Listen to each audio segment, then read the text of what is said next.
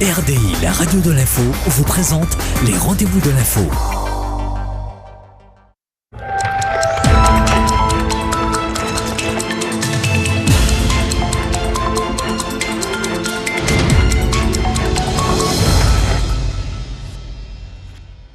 Bonsoir à tous, bienvenue dans le rendez-vous de l'info. Ce soir, nous allons parler de l'affaire de Chaton. Pour la mairie de Cayenne, c'est une histoire qui est terminée, c'est derrière eux. Est-ce que c'est vraiment terminé? On en parle avec notre premier invité, Jean Parise. Cayenne d'abord, on va en parler d'ici quelques instants.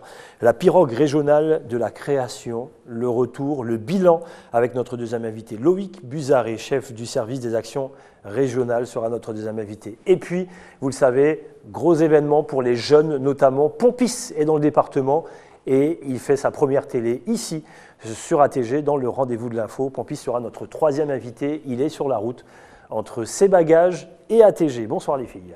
Bonsoir. Théanie, ce soir Ce soir, nous parlerons d'un bus itinérant qui propose donc des douches et des sanitaires aux sans-abri. D'accord. Est-ce qu'il y en aura pour la Guyane? On verra, on en parle d'ici quelques instants. Vanessa, ce soir? Ce soir, nous parlerons d'une jeune entrepreneuse. Qui ont beaucoup de choses à dire, beaucoup de choses à faire, notamment ici même en Guyane. Le rendez-vous de l'info qui démarre tout de suite avec tous nos journalistes de la rédaction d'ATG, le journal tout en images.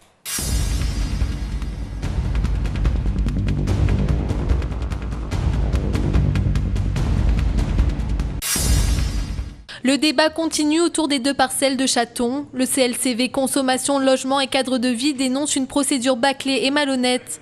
Hier, les membres de l'association ont été reçus par le directeur du cabinet du préfet. Une audience a été demandée par le CLCV pour réclamer plus de transparence sur le dossier Chaton et poser des questions sur le devenir du terrain du littoral. C'est aujourd'hui France Domaine qui possède et qui gère pour l'État cette parcelle. Après le retrait du droit de priorité de la mairie, France Domaine travaille à trouver un projet pour permettre d'aménager cet espace qui est un espace très intéressant puisque Lens-Chaton est à la fois un site remarquable mais aussi l'entrée de la ville et donc si possible un projet d'aménagement qui puisse profiter à l'ensemble des habitants de Cayenne. Pour l'association, les terrains de Chaton doivent devenir un espace dédié au public et à tous les Guyanais. À la sortie de l'audience, les membres de CLCV sont satisfaits, mais ils resteront vigilants et continueront de suivre de près ce dossier. Nous veillerons à ce que ce projet aille à son terme et qu'il n'est nullement question que qu'il y ait une construction de façon à ce que la vue des Guyanais soit fermée vers l'océan. Le directeur du cabinet du préfet a rappelé que l'État a fait son travail en expulsant les squatteurs et il a détaillé la procédure qui avait été suivie. En ce qui concerne la prime des 5 000 €, l'État s'est dédouané de toute responsabilité dans cette affaire. Les sapeurs-pompiers tirent la sonnette d'alarme. Les communes ne paient pas leur contribution au SDIS. Il reste encore 5,8 millions d'euros pour l'année 2014. Des sommes qui permettraient de rétribuer les pompiers professionnels, les vacations des pompiers volontaires et les fournisseurs. On est dans une situation désastreuse puisque en fait, les communes commencent à ne pas honorer leurs fameuses contributions qu'ils doivent au SDIS. Et quand on regarde sur le budget du SDIS de fonctionnement qui est de 12 millions environ, nous avons pu recouvrer que de 53% de cette somme. Et il nous reste 47% à pouvoir recouvrer. Cependant, mon attention est attirée en fait sur le fait que les grosses communes comme Cayenne, Kourou, Matoury, nous avons Rémire. Rémire, je suis étonné parce qu'en fait, en général, ils ont toujours payé. Bon, là, ils ont payé quand même 50%. Durant la campagne des élections municipales, les soldats du feu étaient descendus dans les rues pour défendre leurs droits. Ils avaient eu des promesses, mais rien n'a changé. Et quand on n'a pas ces contributions, les salaires sont menacés, notamment pour les sapeurs-pompiers professionnels, donc il y en a quand même 200, notamment le personnel administratif, donc les fameux PATS, qui sont d'une 60aine aussi, et également aussi les vacations des sapeurs-pompiers volontaires, qui eux en souffrent aussi, sans parler des prestataires, puisque en fait, si les prestataires ne touchent pas leur argent, forcément à un moment donné, le SDIS perd la crédibilité. Cayenne doit encore 1,8 million d'euros, Matoury 1,3 million, Kourou 1,2 million et Rémire-Montjoly 750 000 euros. Les pompiers exigent le paiement du reste de la facture. Le syndicat déclare être prêt à descendre dans les rues pour défendre ses droits. Le SE UNSA Guyane a tenu une conférence de presse ce matin pour dénoncer une nouvelle fois les mauvaises conditions de travail des enseignants. Les personnels, notamment ceux qui s'occupent de l'accompagnement d'élèves en situation de handicap, n'ont pas reçu leur salaire. Des professeurs qui sont passés du statut de CDD à celui de CDI, mais qui restent tout de même dans la précarité. Ce que nous dénonçons, c'est le manque de considération. C'est le fait que ce personnel soit encore méprisé. Ils n'ont pas reçu d'appel. Ils n'ont pas été informés qu'ils auraient eu des difficultés financières aujourd'hui. C'est important que vous sachiez, ce qui se passe dans notre académie, que vous sachiez qu'il y a des souffrances et que ces personnes nous appellent, nous les syndicats, et donc il nous faut absolument intervenir. Au total, ce sont environ 400 personnes qui sont touchées sur l'ensemble du territoire. Après plusieurs mouvements individuels, les enseignants ont décidé de revendiquer de manière collective. Bien qu'ils ne soient pas payés, ils continuent d'assurer leur travail. C'est vrai que nous sommes là, nous respectons les horaires, 8h, 11h30, 13h45, 13h30 pardon, c'est 15h40. Nous sommes là. Pour le moment, nous avons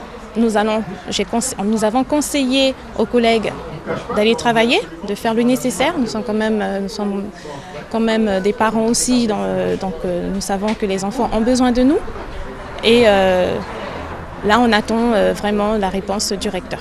L'enseignement en Guyane reste toujours problématique. Outre les personnels non payés, les effectifs sont encore insuffisants. Ce matin, des parents se sont réunis au rectorat pour dénoncer l'absence de professeurs réguliers dans une classe de CP de l'école Jean Massé. Le bureau de poste de Cayenne Mandela est ouvert depuis quelques mois, mais ce n'est qu'hier soir qu'il a été officiellement inauguré. L'aménagement du bâtiment a demandé un investissement de près de 800 000 € dans le but de fournir un accueil adapté aux clients du département. Alors le bureau de Cayenne Mandela est fréquenté, c'est un bureau extrêmement attractif, qui est très fréquenté, qui est parfois même victime de son succès quelques jours dans le mois notamment, les premiers jours du mois. En revanche, pendant la plupart du temps, ce bureau est accessible.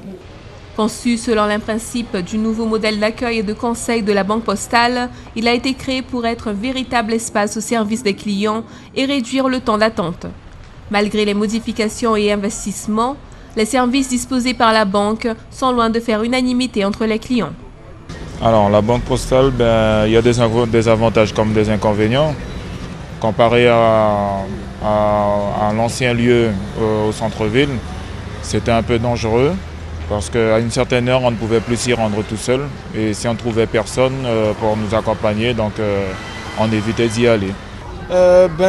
Comme je disais à l'instant à un camarade à moi, je disais que la Banque postale, le seul avantage, enfin pour moi personnellement parlant, que je trouve qui est vraiment excellent, c'est vraiment le fait de mettre à l'extérieur 6 guichets à la disposition des clients.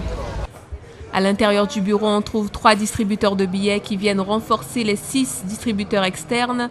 À l'intérieur aussi, 4 conseillers financiers, un espace consacré au retrait de courriers et colis, ainsi que 4 guichets pour les opérations financières. Chaque poste a ses difficultés. Le guichet, on a beaucoup de monde, l'accueil aussi, parce qu'on piétine beaucoup. Donc non, chaque poste a sa difficulté.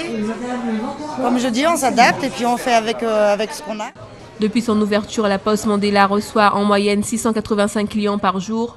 La Banque postale conseille ses clients d'éviter d'aller dans ses bureaux les premiers jours des mois, plus précisément du 5 au 8, jour où les aides sociales sont versées. Les élèves de la 3e Bleuette du collège Nonon de Cayenne se mobilisent pour les anciens combattants. Accompagnés de leurs enseignants, ils ont sillonné les rues de Cayenne hier après-midi pour recueillir les dons des Guyanais. C'est pour aider les anciens combattants, et alors je m'engage aussi. Cette collecte vise à sensibiliser le public aux multiples actions sociales menées par le Bleuette de France grâce aux dons. Ça se passe bien, on a récolté beaucoup d'argent. Les gens ont été généreux avec nous. Qu'on les aborde, on leur dit la cause déjà, la cause pour laquelle on vient. On leur dit que c'est pour aider les familles des victimes du début de la Première Guerre mondiale et des autres guerres aussi, pour leur apporter de l'argent pour les aider. Les fonds ainsi collectés participent à l'amélioration du quotidien de milliers d'anciens combattants, mais aussi au soutien de militaires gravement blessés en service en particulier en opération extérieure et des familles endeuillées. C'est le bleuet de France, c'est une plante qui pousse sur tous les champs de bataille. Et on collecte l'argent pour aider les familles des victimes de la guerre. Le Bleuet de France apporte également son soutien à l'organisation de nombreuses manifestations de mémoire associant les jeunes générations. Alors ça représente deux choses pour nous. Ça représente d'abord au niveau de l'établissement en fait, une action dans notre projet, une action de citoyen, justement pour tout notre projet d'établissement. Et en histoire, ça rentre dans le cadre du programme sur la Première Guerre mondiale. Et c'est vrai que cette année, avec cette classe-là en particulier, on va avoir un partenariat très important avec l'ONAC. Ça va être sous forme de collecte, d'exposition, participation au concours. On voudrait vraiment sensibiliser les élèves avec des actions directes sur le terrain. En cette année de commémoration du centenaire de la Grande Guerre et des 80 ans de la première collecte officielle pour le Bleuet, il est ainsi possible d'agir au quotidien afin de venir en aide aux personnes qui se sont engagées pour la liberté. Le but est aussi de préparer un avenir commun plus solidaire. La 7e édition des Artisanales de Guyane a démarré aujourd'hui. La matinée a été dédiée à la mise en place des 86 stands d'exposition au PROG de Guyane. Le but de l'événement est de mettre en avant les artisans guyanais de façon à promouvoir les produits locaux. Nous essayons de faire régulièrement participation à la foire de Guyane, au salon de tourisme, des salons qu'on a la possibilité d'avoir beaucoup plus de passages et faire mieux communiquer la gamme des produits. Alors, dans les stands, nous vendons d'huile essentielle de bois de rose. Nous vendons aussi des savons de carapa, de copaïba, des huiles végétales, des huiles corporelles. Eh bien oui, c'est du reste ma 10e édition quand même. Non, ça fait la 7e édition, mais ça fait quand même pas mal de temps que je suis en train de travailler avec la Chambre des métiers. Et si vous regardez bien les bouteilles, elles sont différentes les unes que les autres. Ni dans les formes, ni dans les couleurs, parce qu'il suffit de mettre à la teinture, il suffit de mettre une autre couleur et ça change complètement. Alors si vous voulez, vous avez une bouteille, elle est personnalisée, ni dans la forme, ni dans les couleurs. Le département compte près de 5000 artisans. Malgré les événements réalisés, la Chambre des métiers déplore un nombre insuffisant de techniciens et de conseillers pour fournir un accompagnement adéquat dédié à ce secteur. Le nombre d'outils disponibles dans les différents organismes devrait aussi être multiplié. Des aides, tant sur le plan fiscal, social et même tout simplement pour les aides financières. Là, j'estime pour ma part qu'il y a beaucoup à faire. Même si certains organismes, notamment la région, notamment des organismes qu'on appelle des plateformes d'initiative locales, sont là pour aider les entreprises financièrement. Mais je pense qu'il faut qu'on aille plus loin parce que nos artisans, ce n'est pas forcément des gens qui ont de gros moyens et qui quelquefois perdent des marchés parce qu'ils n'ont pas des moyens financiers et en équipement pour suivre. La 7e édition des Artisanales de Guyane a démarré aujourd'hui et touchera à sa fin dimanche à 19 h. Selon les organisateurs, l'objectif est de recevoir 5000 visites durant les 3 jours de l'événement. Elle propose des défilés, des animations et des jeux. C'est l'opportunité de connaître une large gamme de produits 100% guyanais.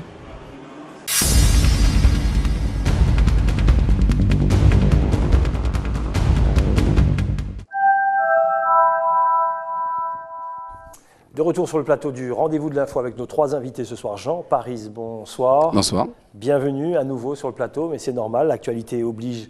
On va revenir sur l'affaire de Chaton qui est loin d'être terminée. Deuxième invité, Loïc Buzaré pour la pirogue régionale de la création. Il va nous faire un bilan. Et puis, on vous l'a dit, il sort de l'avion.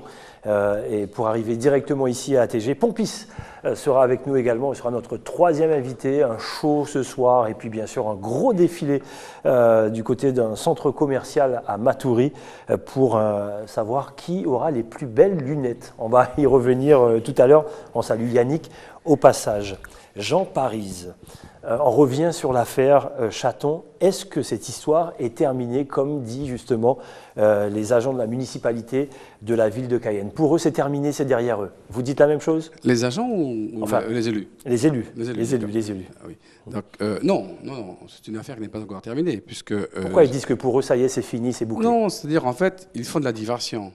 Ils allument des pare-feux un peu partout pour éviter que justement cette affaire n'aille à sa fin, justement, et qu'elle ait une décision finale par rapport à tout ce qui s'est passé. Alors, on avertit quand même, on essaye toujours d'avoir les deux parties sur un plateau. Ce n'est pas tous les jours facile d'avoir quelqu'un de la municipalité de la ville de Cayenne, juste pour information. Mais c'est normal. C'est pour ça que Jean Paris se retrouve tout seul sur le plateau ce soir.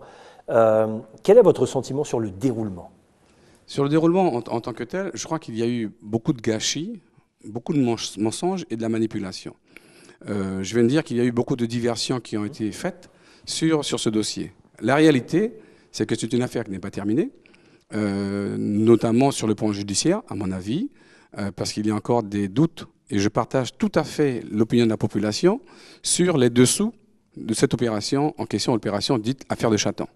Bien, maintenant, nous avons terminé avec ce que nous avons proposé concernant l'aménagement de l'espace, puisque nous avons eu l'engagement hier de la préfecture, donc de l'État, qui dit que sur la parcelle qui concerne le bord de mer, donc qui est sur la partie droite quand on descend vers Cayenne, tout à fait. Toute cette parcelle-là sera réservée à l'aménagement public.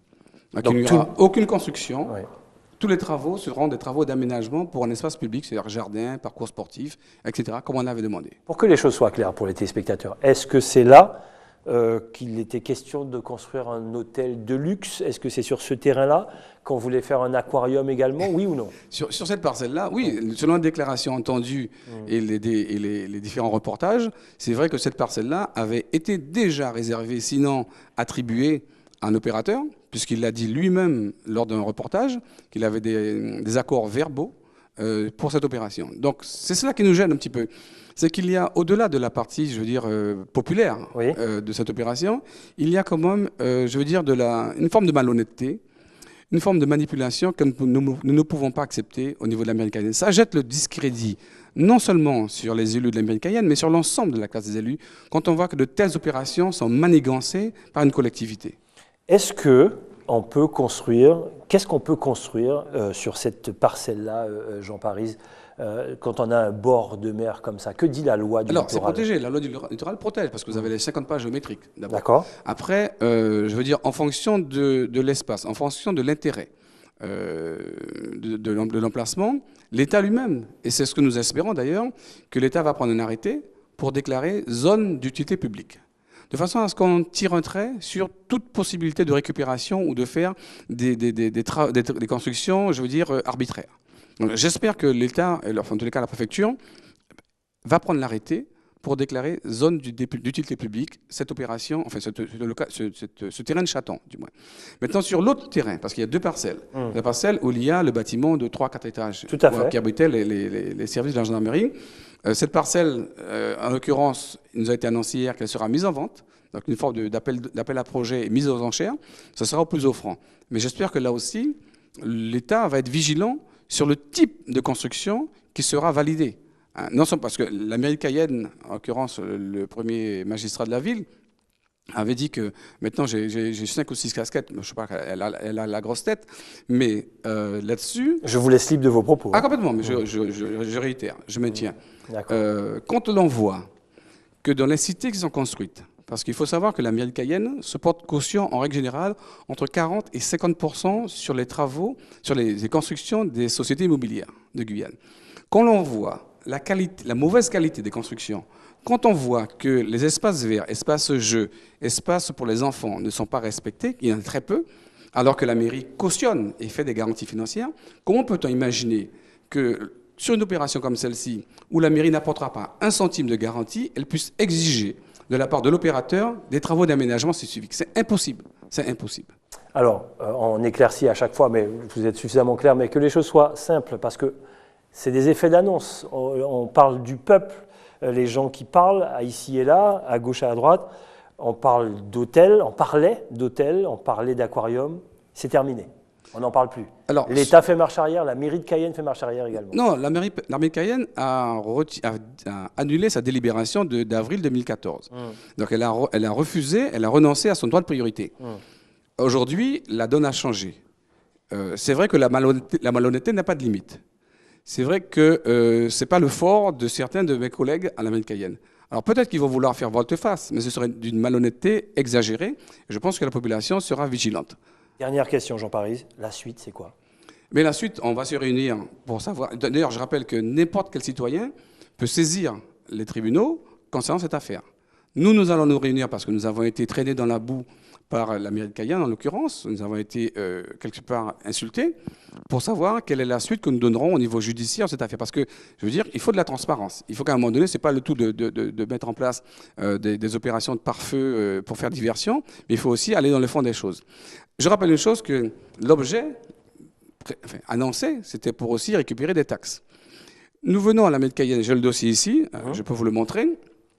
Payer. Ça va être la conclusion. Voilà. Payer. Quand on parle d'économie, je prends un exemple très simple. On vient de payer à la SEM-Samar, pour ne pas la citer, plus de 500 000 € de frais pour déclarer un terrain inconstructible car pollué. Voilà un gaspillage énorme de l'argent du contribuable. Alors qu'on parle à côté de faire des économies, de justifier des travaux, je veux dire, irréalisables. Voilà un petit peu. Donc, malheureusement, c'est une affaire qui a troublé l'opinion publique. Heureusement que l'opinion a réagi. Et d'ailleurs, je remercie tous ceux qui nous ont suivis. Malheureusement, il y en a qui nous ont abandonnés. Je vais parler de l'association de collectif Trop Violence. Oui, Trop Violence, oui. Trop Violence qui a subi des pressions, tout simplement parce qu'il fallait protéger une ou deux personnes qui étaient censées être éclaboussées par cette affaire. Donc, Trop Violence s'est retiré du collectif. Donc, nous nous sommes retrouvés à deux, CLCV et UFC. Donc, cette affaire, on l'a bien compris, est loin d'être terminée. Malheureusement. Merci, Jean Parise, d'avoir répondu à toutes nos questions. La parole est libre sur ATG. Ceux qui veulent avoir un droit de réponse, il n'y a aucun problème. Présentation de Carbet Créole avec notre Orlane Jadfar. C'est tous les samedis soirs, tous les dimanches matins également. Cette fois, un petit détour au Café de la Gare avec Francis Nugent. Extrait. Chers amis, bonsoir, soyez les bienvenus ici même ce soir sur ATG. Vous êtes dans le Carbet Créole avec Orlane Jadfar. Nous sommes ici au Café de la Gare, nous sommes venus voir les copains Francis Nugent et son nouveau groupe, le concept COP6, pour une soirée dansée pour nous toutes. A tout de suite.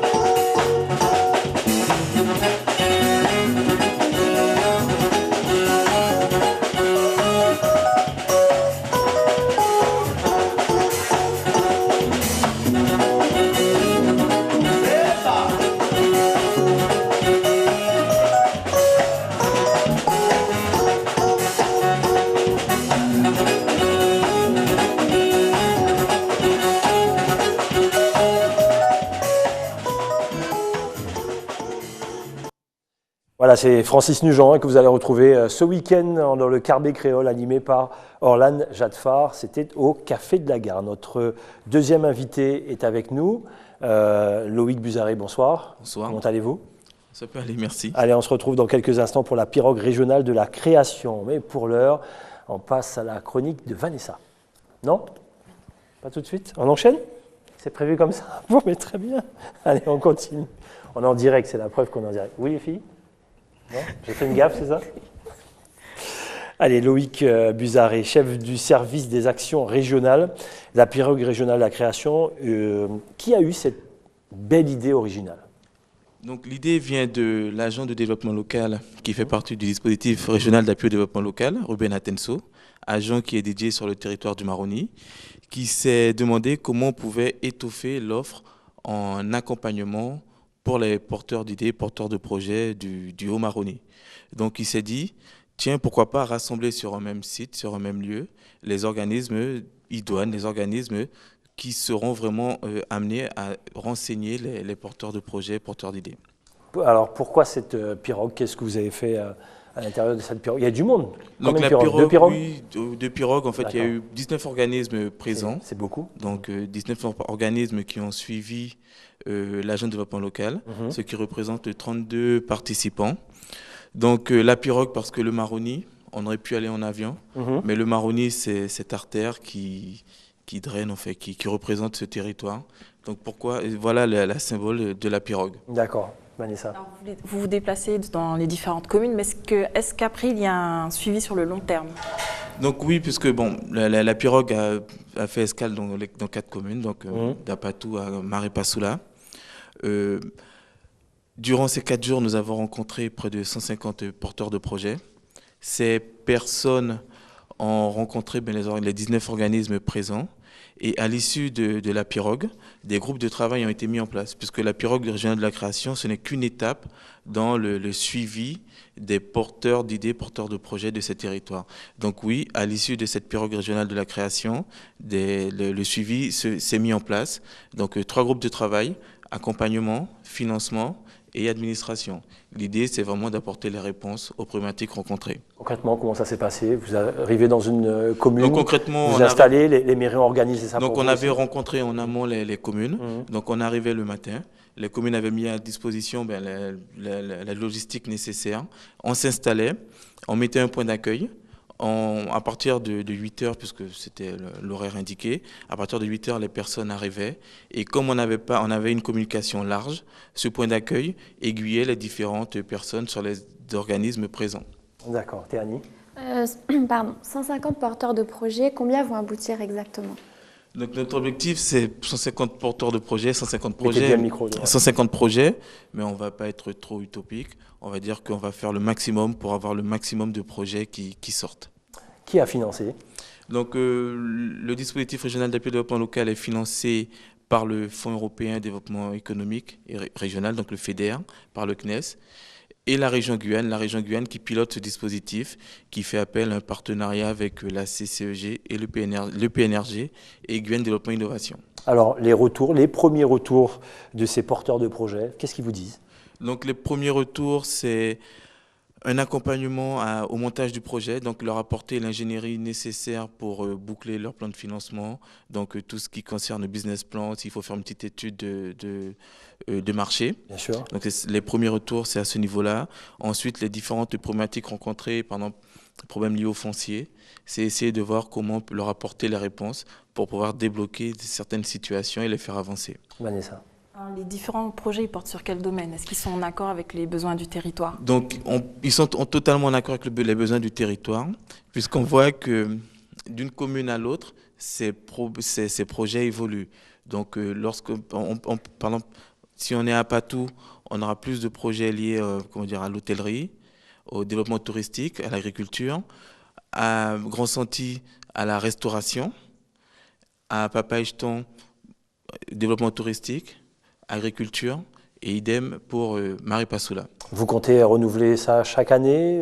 Donc l'objectif, c'est de reconduire l'action chaque année sur chaque territoire, avec des points d'étape, des points de suivi des porteurs de projets rencontrés en année N. Et l'objectif, c'est qu'en année N+1, qu'on ait de nouveaux porteurs de projets, de nouveaux porteurs d'idées, et que ceux rencontrés en année N aient développé leur activité. Alors on devait suivre toutes ces actions justement avec les caméras d'ATG. Promis, l'année prochaine, on y sera. Sans problème, on Merci. mettra une place. Loïc Buzaré, je rappelle, chef du service des actions régionales. Merci en tout cas d'être venu sur notre plateau du Rendez-vous de l'info. Allez. Cette fois, c'est la bonne Vanessa. On va parler d'une jeune entrepreneuse. Voilà, c'est une jeune entrepreneuse à la triple casquette, car oui, il est fini le temps où les enfants faisaient le même métier que leurs parents. Fini le temps où on disait que les jeunes étaient fainéants. Donc aujourd'hui, nous faisons partie de la nouvelle génération qui bouge et qui s'exprime par tous les moyens. Donc la preuve avec une jeune entrepreneuse que vous connaissez, Laetitia, donc la présentatrice de Attitude Mag, et qui est aussi professeure à l'EGC et bientôt gérante d'un nouveau magasin. Donc je l'ai suivie lors d'un de ses cours à l'EGC et pendant le tournage de sa nouvelle pub. Regardez.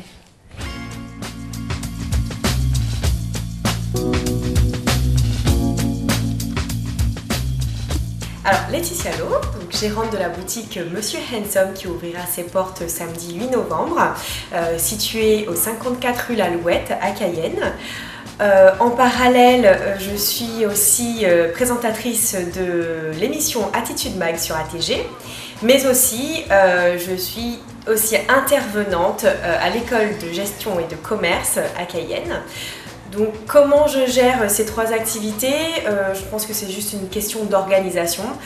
J'ai aussi la flexibilité d'ATG et de l'école de commerce qui me permet donc justement de gérer aussi mon commerce, sachant que la boutique est mon activité principale.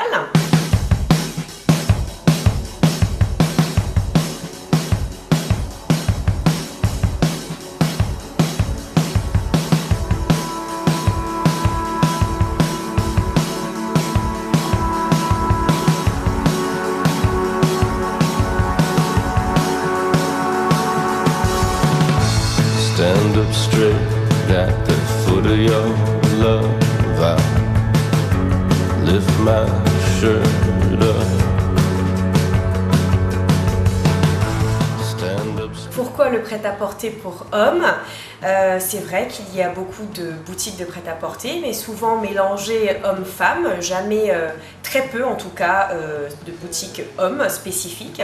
Les habitudes et les tendances des hommes changent, donc je pense qu'il est important aussi pour les hommes de pouvoir se retrouver dans une boutique et d'avoir de tout, que ce soit accessoires, que ce soit chaussures, que ce soit vêtements, vraiment un lieu pour ces hommes qui changent de ses habitudes, que d'aller toujours dans une boutique où il y a, c'est dédié à l'homme et à la femme. Là, vraiment une boutique Monsieur Handsome, uniquement pour les hommes. Take it too far. Lay my head on the hood of your car. Take it too far. Voilà l'état d'esprit de la nouvelle génération, hein, c'est ça Vanessa? Voilà, exactement. Faire plusieurs métiers et puis ne pas se cantonner à un seul métier maintenant. Et c'est le cas pour vous deux également, puisque vous ne faites pas que de la télé, vous faites autre chose également. C'est ça la nouvelle génération et on en est fiers. Allez, on passe tout de suite à la chronique de Théanie.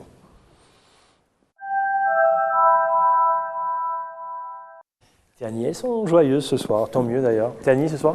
Oui, ce soir, on va parler donc de la ville de San Francisco, qui compte un peu plus de 7100 abris, donc ce qui a motivé l'association Lava Mae, qui a créé donc des sanitaires et des douches mobiles. Donc un nouveau concept qui devrait inspirer de nombreuses villes, notamment la ville de Cayenne. On en reparlera un petit peu plus tard. Ou d'autres villes, hein, Kourou. Oui. Principalement la ville de Cayenne, puisque nous sommes à Cayenne. Donc c'est un bus itinérant qui propose notamment des douches aux sans-abri. Donc plus que des mots, découvrons maintenant les images. Allez, on y va.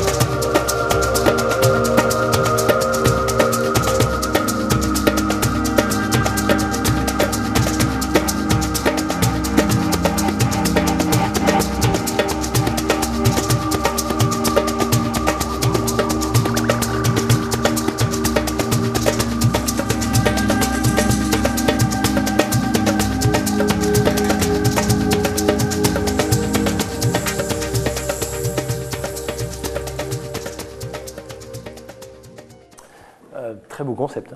Oui, eh bien, c'est plus qu'une simple douche du coup qui leur est offerte, c'est un semblant de dignité, sans quoi même passer un entretien serait impensable. Le succès est tel qu'un deuxième bus est en cours de construction justement dans la même ville. Donc un exemple que l'on devrait suivre en Guyane, puisqu'on a quand même une centaine de sans-abri. Donc n'oubliez pas, si vous avez des vêtements qui sont trop petits ou bien trop grands, ne vous en débarrassez pas. Faites un don à la Croix-Rouge, 25 rue Dr Barra, 97 300 Cayenne. Et donc je rappelle le site internet de l'association si le concept vous a intéressé, lavamae.org. Voilà un concept qu'on pourrait utiliser, alors pas seulement, j'ai bien compris, parce que c'est un bus pour la ville de Cayenne, mais ça peut être un bus pour tout le littoral notamment. Merci Théanie, on passe à notre troisième invité. Notre troisième invité sort de l'avion pour être en show ce soir et également un show pour demain pour un très très beau défilé d'une marque de lunettes. On en parle d'ici quelques instants. Pompis, bonsoir. Bonsoir, bonsoir. Bienvenue. Merci beaucoup. On m'a dit que tu as les yeux bleus, c'est vrai ou pas? Eh ben, c'est faux. Parce qu'on ne sait jamais, puisque tu as toujours tes lunettes. Peut-être les verres de certaines lunettes, ouais. D'accord, très bien. Non, alors du coup, tes yeux sont de quelle couleur? Marron. D'accord. Un jour, on pourra les voir un jour? Ouais, quand je serai en forme. Bon, d'accord, très bien. Puisqu'il sort de l'avion, la Guyane, bien sûr, tu te sens bien ici, hein? Chez moi, oui. Tu te sens bien parce que le public te le rend bien. Comment le public a réagi, notamment sur ton nouvel album? Comment ça fonctionne déjà? Ben, pour le moment, les retours sont plutôt positifs. Voilà, sur cet album-là, on pourra retrouver ce que je fais déjà, des gyalchun, et aussi des sons un peu plus conscients, des sons écrits en français. Voilà, on a essayé de faire de la recherche pour surprendre un peu le public. Alors, tu es là notamment, on parlait d'un show. Alors, c'est ce soir, c'est où? Tu es où ce soir? Ce soir, je joue au Guest Live. Ouais. Au Guest, pardon. Guest Live, c'est au Guest. Ailleurs. Voilà, c'est ailleurs. Je peux emmêler les pinceaux. Et demain, à Carrefour Matoury, à l'occasion du casting Alain Flelou. D'accord, très bien. Et donc, c'est toi le parrain? Voilà, tout à fait. Et c'est toi qui vas remettre les lunettes à la gagnante, c'est ça? Ou gagnant, c'est un couple? J'espère bien. Bon, très bien, les filles. Oui, j'ai une question. Donc, j'ai écouté l'album en boucle. Je trouve le premier morceau Oui, c'est vrai, dans la voiture. Oh, je rigole, bien sûr. Je trouve le premier morceau très narcissique, très égocentrique. Pourquoi? Écoute, déjà, je pense que c'est un morceau à travers lequel n'importe quel jeune peut s'identifier. Le morceau Starboy. Voilà, Starboy, quand on arrive en soirée et tout ça, on se la raconte tous un peu, tu vois. Et voilà, j'ai essayé de faire ça, puisque dans un album, il faut toujours un petit grain de... Je n'ai pas dit que je n'aime pas. Hein. D'accord, ok. Sans problème. Alors, comment on construit un album? Est-ce qu'on construit un album en pensant à l'image que l'on peut dégager, notamment auprès des jeunes filles dans les boîtes de nuit, où il faut peut-être paraître justement Starboy, où on donne un peu sa part? Est-ce qu'il y a la part de féminité chez Pompis? Est-ce qu'il y a un peu de féminité chez Pompis? J'ai essayé de rester le plus moi-même possible. Voilà, il faut savoir que c'est le résultat d'un an et demi de travail. Et voilà, et puis par rapport au titre Starboy, il y a le côté bling-bling, strass et paillettes, mais il y a aussi un message qu'on a essayé de faire passer, c'est qu'en travaillant dans l'ombre, tu vois, on arrive à atteindre la lumière, d'où le nom Starboy et le jeu de lumière sur la pochette que l'on peut apercevoir. Très bien. Comment s'est construit ta carrière, Pompis? J'imagine avec des hauts et des bas. Et quand c'est très très bas, comment ça se passe dans ta tête? Comment tu te reconstruis? Écoute, je pense ne pas encore avoir connu le très très bas. D'accord. Donc certes, là, quand on est artiste, on a des périodes de doute, tout ça. Après, à partir du moment où on est entouré de bonnes personnes, voilà, on se motive entre nous et puis on avance. Alors justement, il y a qui autour de toi? Il y a mon manager, Olivier, il y a la famille, l'Ostica, il y a mon ingé son, Fab, on est beaucoup. D'accord, il y a du beau monde autour. Voilà, il y a mon DJ Skaz aussi. On regarde un extrait de ton dernier clip, c'est pas ton dernier son, mais c'était ton dernier clip, et on revient juste après. Yep. Hey yeah, Pompis there. Hey my girl, ou pleine de vie, ou pas mort comme Bonnie. Parce qu'il a changé, full autonomie. Dépenser ton corps parfait, économie. Da da da da, devant toutes les da da da da. From French Guyana to ma da da da. Tout que seul en tipi, ba da da da. Ou qu'à l'homme toutes ces bougas, ah ba ba ba. Faut maillot jalouse à tout qu'à ba ba ba ba. Hit combo, c'est ba ba ba ba go go go. Go la haute et en ba ba ba ba. Au frère, à toute femme gain, sont pas chiquido. Après bonnet ça, mon petit, mon savait tout gain la wine lunatique. Bon, wine en les mots, en les mots mati. Wine en les mots, en les mots mati. Superbe, Vanessa. J'ai une question. Alors, c'est pour l'avoir entendu plusieurs fois. Que répondrais-tu? Ça, on l'a bien compris. Non, c'est pas, je parle pas de l'album, des réflexions. Ouais. Que répondrais-tu aux personnes qui disent que tu n'as pas de texte? Que je n'ai pas de texte. On entend souvent tête baissée, gougou la roue. Enfin, voilà. Pour avoir entendu, moi, plusieurs fois, que répondrais-tu à ces personnes-là?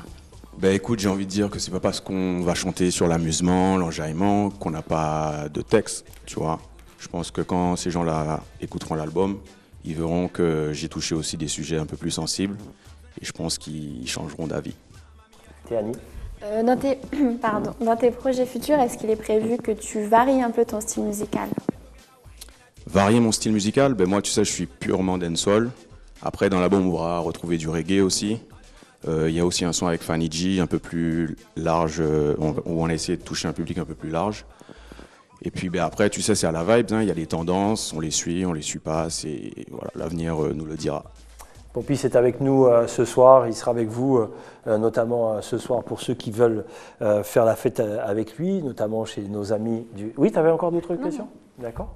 Vanessa? Oui, une question. Ah bah ok, tu te vois très bien. Dans 10 ans? Dans 10 ans? Dans la musique Dans la musique, pourquoi pas, ouais, mais aussi chef d'une entreprise aussi. J'aimerais bien. Parce que j'ai un peu fait des études et tout. Donc ce serait bien de s'en servir aussi. Ça y est? C'est fini? Très bien. Allez, rendez-vous notamment demain soir. Alors ce soir chez notre ami du Guest, et puis demain soir, bien sûr, dans un grand centre commercial pour une marque de lunettes, parce qu'il est le parrain. L'année dernière, c'est Warren qui était parrain de cette belle manifestation où les jeunes chantaient avec le parrain. Ça va être le cas encore, j'imagine, demain soir, où il y aura tout un concours pour filles et garçons. Qui portera les plus belles lunettes? On saura ça demain soir. Merci Pompis. Merci à vous. Donc rendez-vous ce soir et demain soir. Et aussi demain matin, de 11h à 13h, on sera normalement pour une séance dédicace sur le marché de Cayenne. Très bien. Voilà, comme ça, rendez-vous est pris. C'est comme ça qu'on se dit au revoir. Les filles, bon week-end. Bon week-end. Ok, à lundi, on sera avec François Ringuet, vous savez, qui a donné son coup de gueule pour la sécurité, notamment du côté de Kourou, mais il revient aussi du sud de la France, puisque c'est le nouveau président des villes Ariane, communauté des villes Ariane, CVA. On aura l'occasion de discuter avec le maire de Kourou d'ici lundi. Bon week-end, BFM TV tout de suite, et à lundi. Ciao.